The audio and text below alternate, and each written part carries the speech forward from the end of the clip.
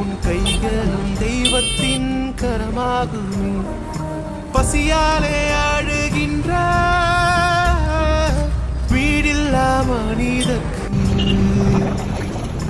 பசியாலே அழுகின்ற வீடில்லா மனிதர்க்கு ஒருவேளை உணவீடு அது போதுமே. விழியற்ற மனிதர்க்கு விழியாக நீ இருந்த தெய்வமே.